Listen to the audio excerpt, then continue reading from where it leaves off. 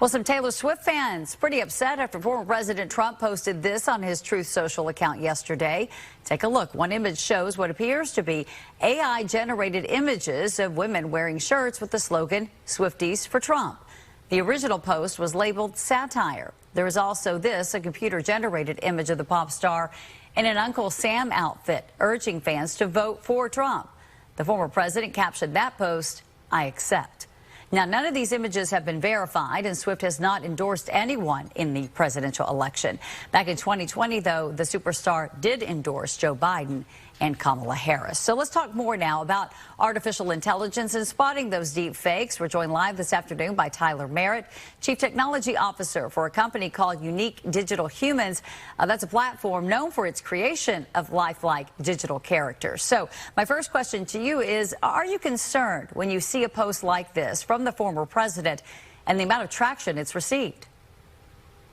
Absolutely. Deepfakes can be very concerning. UneeQ does not use the deepfake technique. We use CGI, so characters more like you would see in a Marvel movie.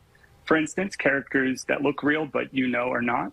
Deepfakes use a different technique entirely. They take a source image or video or audio clip and they can transform it in a way that it's very difficult to tell the difference. Okay, so how concerning is this to someone like you that is trying to differentiate what the public consumes, what we see?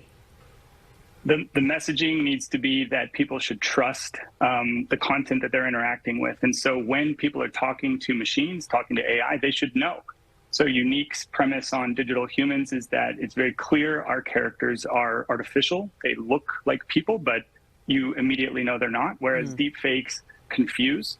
And that's absolutely damaging for our trust in the messages that we're being communicated to. Yeah, especially during a presidential election.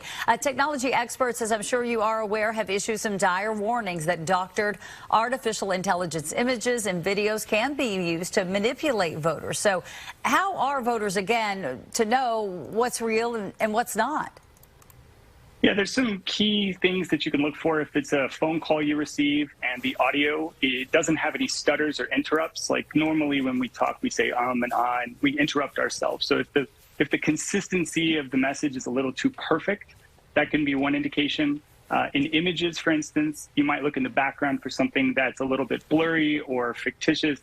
Cameras will capture everything exactly as it is. So when it's generated, you can see some artifacts. And with videos, one of the surprising things is that these video generation techniques can't really do the chin to the neck, so it kind of looks pushed in.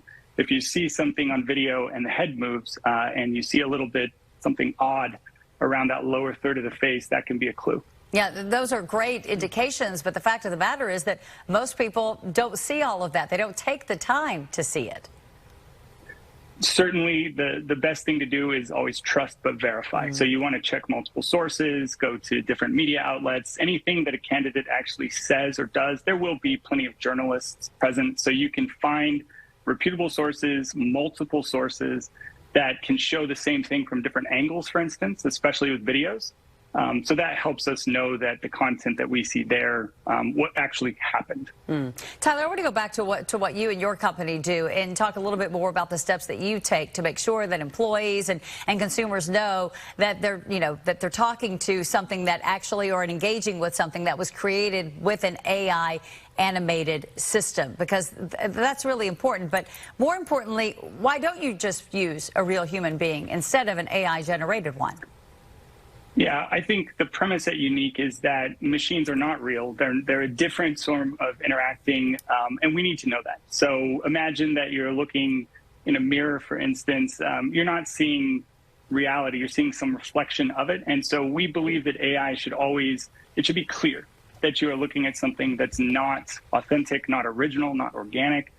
So the premise we use with CGI, as I said before, the Marvel example, you might go into that story, and because you know it's a story, suddenly you have some trust. You can suspend belief, so to speak, and you can agree that this is the world I'm going to be participating in. And so if the Amazing Spider-Man swings through buildings, that's fine. But we all know that that's not real. There should be no confusion. I think this is the key premise, that the deepfake technique creates confusion. It undermines candidates' right to communicate truthfully what they actually think. We shouldn't be manipulating anybody's message, and if we do, it's unsurprising that people would be confused.